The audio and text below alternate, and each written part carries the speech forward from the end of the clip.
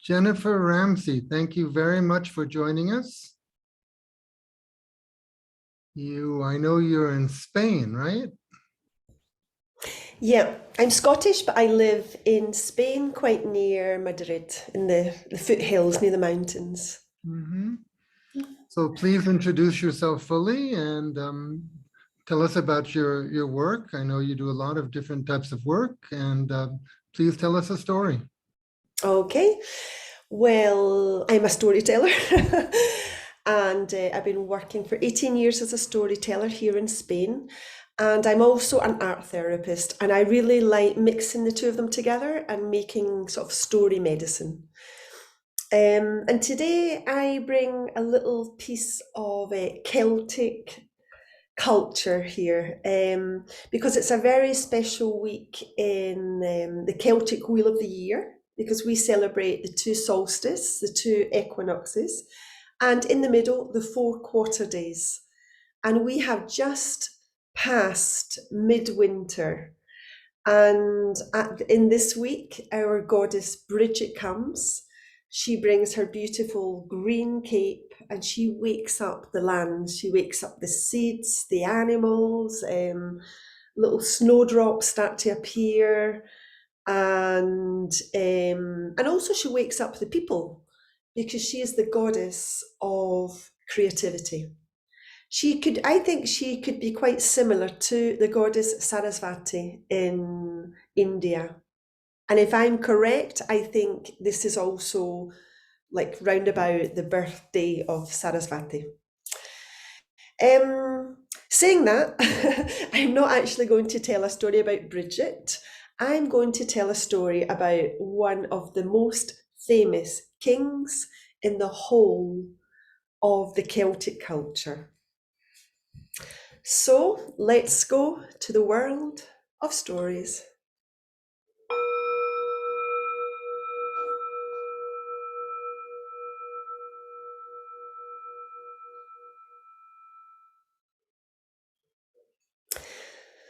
And this story starts with a poor man, a tramp, a homeless man who has nothing in the whole world apart from his clothes and a walking stick. That's all he has. And one day he is walking along a country road when an elderly man appears. This man is obviously rich, his clothes, a nice suit and everything. And he says to the tramp, he says, "Excuse me, young man, where did you get that walking stick?" "The stick? I made it myself." "Really? Could you possibly take me to the tree where you got the stick from? I'll reward you with a gold coin." "Of course, come with me." And they walked and they walked and they walked. And finally they came to, there was a hill, there was a well and a tree, a hazelnut tree. The man gave him the gold coin. He took the stick and he went, bah, right into the ground beside the hazelnut tree. And that walking stick, all of a sudden, it started to, little buds came out and it started to have leaves and flowers and hazelnuts. And at the very same moment, in the hill, a little hole opened up. And they could see there was a tunnel. And the rich man said, "Are you coming with me into the tunnel?" Well, okay, didn't have anything else to do that day.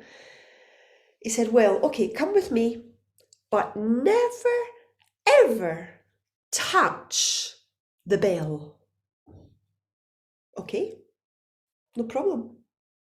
So they went into the tunnel. There wasn't that much room, there was just basically enough room for them to get by. And there was the bell, a big, big bell. And the man said, "Don't touch the bell." They squeezed past. Aye, it was a bit tight, but they squeezed past.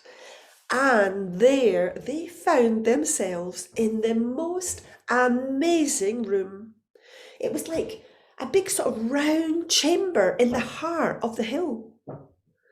And there were all these like torches around, lighting up the space.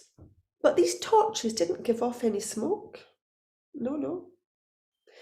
And when his eyes got a little bit accustomed to the semi-darkness, he could see that on the floor there was a ring of men in armour with swords, and they were like sleeping. And in the middle there was another man. He was a bit raised up and he had a crown on his head. And the tramp said, "Who is that?" The elder man said, "Well, that is our once and future king. Legend said that one day he will come back from the dead to save the world." "Oh," said the tramp, looking around. He could see that there were also horses sleeping, and he could see that there was lots of treasure, and his eyes lit up. And the elder man said, "Listen, help yourself, take what you need." So that poor man totally filled his pockets, his hat, his socks, his underpants, everything full of treasure. And when he was more or less full, the elder man said, "It is time to go.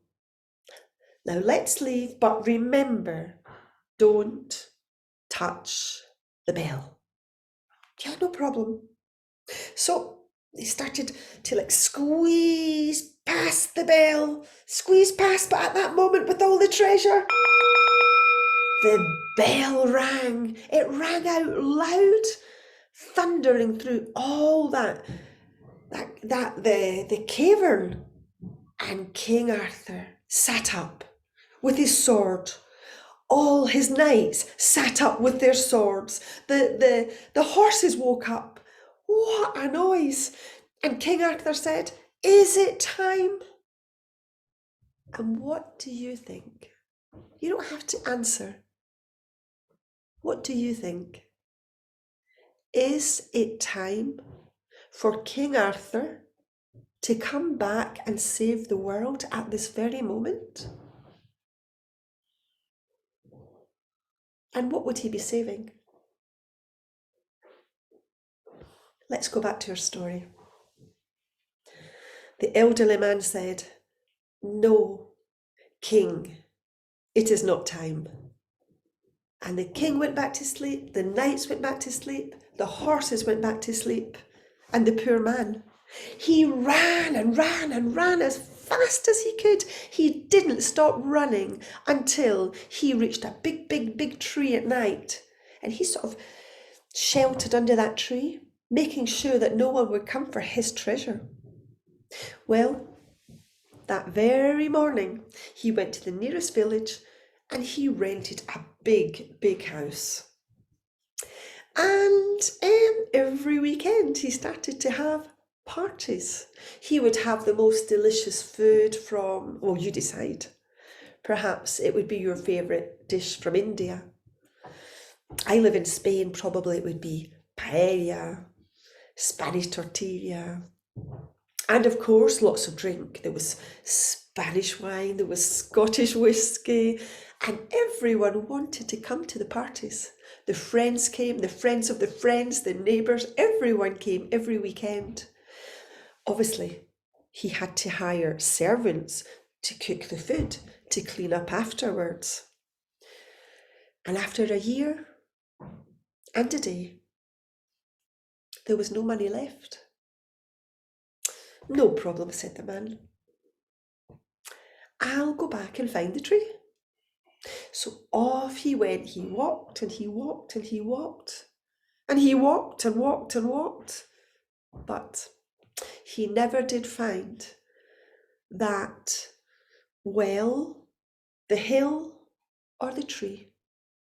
And all that man has in the world now are his clothes and this story to to tell. And that's my story. Now, this version of the story is actually from Wales, because in Wales they believe King Arthur is sleeping underground. But they also believe that in England, and they also believe that in Scotland. Now, I'm Scottish, so obviously I know King Arthur is under the ground in Scotland. But apart from that, in other parts of the world, this motif of a story is present. Sometimes it's a king, sometimes it's a warrior, but normally they're under a mountain or underground, and they're just waiting for the call to save the world. So I just wonder, do any of you think it's the moment for King Arthur to come back and save the world? And what would he be saving us from? Maybe you can write in the chat. Just interested to know if you think it's time or not. So today is Sarasvati's birthday in Nepal. Oh, okay, there you go. And for us it was Bridget. They say they're very similar. They bring creativity. Oh, thank you. David's waiting for the world to be saved from populist leaders, eco-catastrophe and capitalism. Oh, thank you, David. Well, yeah, David, I also think it's time for a figure like King Arthur to come back and save us from what could be a massive eco disaster, this climate chaos. But I wonder also, it's very easy to think that there's a king out there waiting to come back and save us. What about the king inside us? What's waiting to be woken up by Sarasvati or by Bridget? What's waiting to be woken up for us to do something about what's needed? Yeah, so Moira's already said it. We have to do the saving job ourselves. Yeah, we're our own healers. Well done, yeah. The savers are the storytellers. Yeah, I think so. I don't actually think King Arthur would have been nowadays would have this the sword. Perhaps the sword would be, well, they say it's like the sword of justice, no, and just in terms of using his brilliant mind to try and help us. We do need a really good leader, don't we? Oh, thank you, Jasmina. You're the queen inside you. Yeah, I think it's necessary, the king and the queen. So, oh, I like what Marijana says. It's time for King Arthur to come to remind us of true values in life. Isn't that lovely? Again, that's what the stories do, don't they? I really do believe that not all stories, but a lot of stories are like medicine. And King Arthur certainly is one of them. Marina, to save us from fear, okay, that separates people. Oh, thank you so much.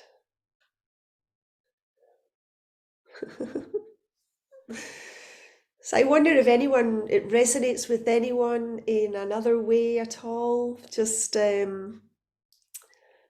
for me, it's just time to wake up. And what stories can do to help other people wake up. That's how it resonates with me.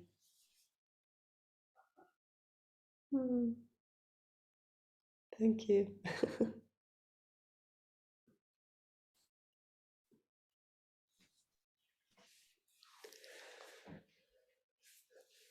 So still a lot of messages in.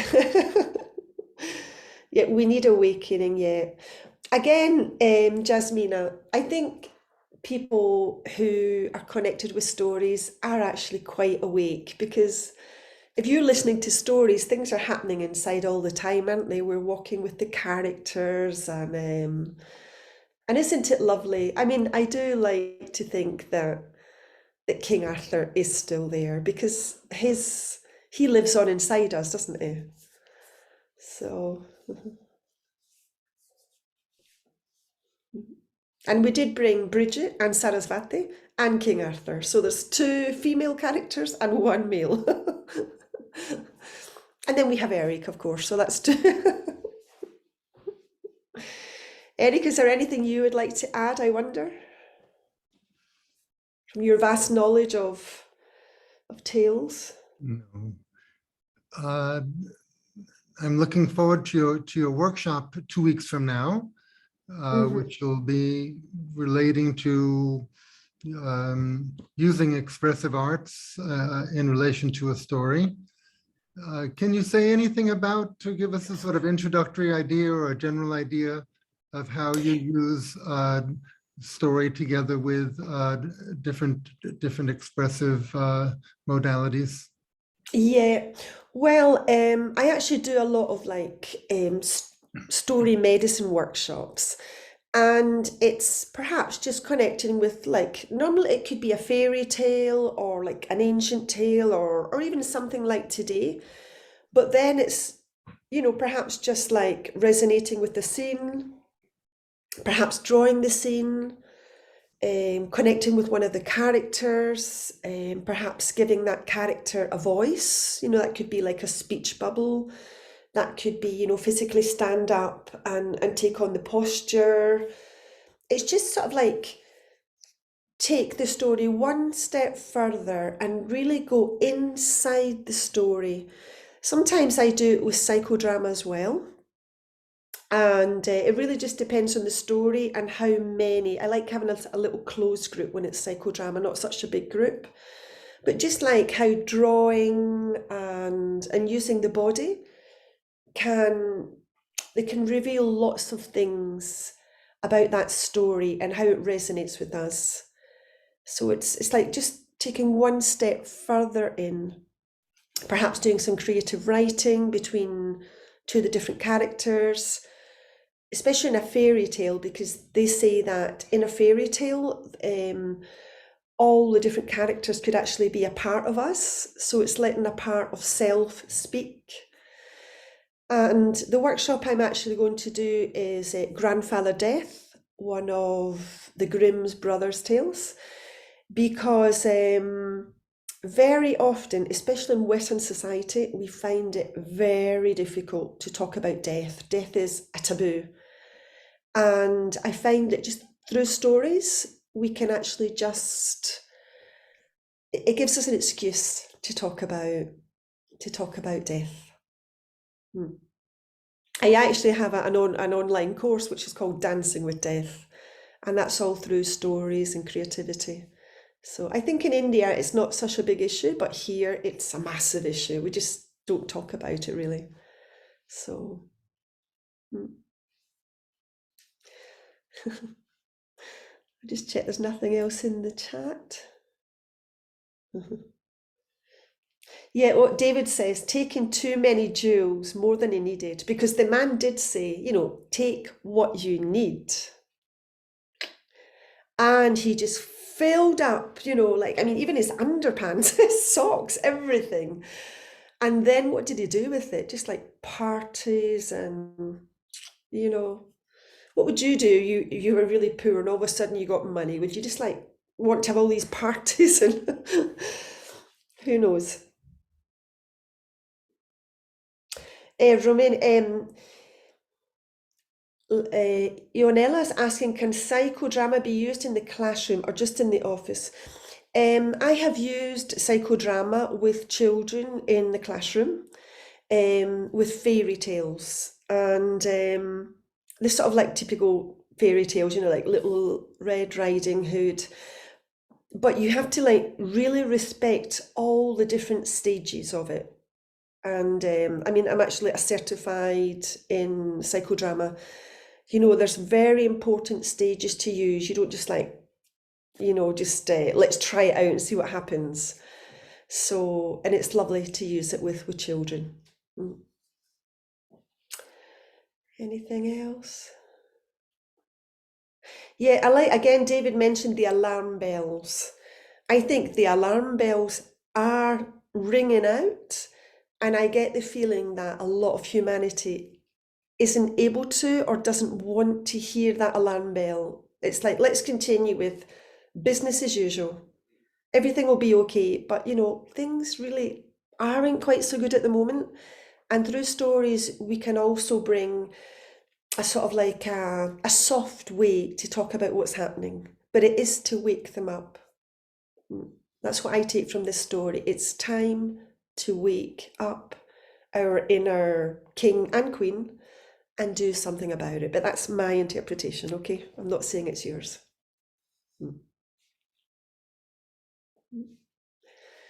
And thank you for the lovely comments.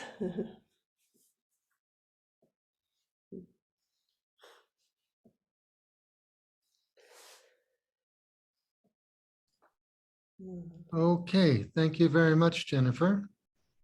Thank you.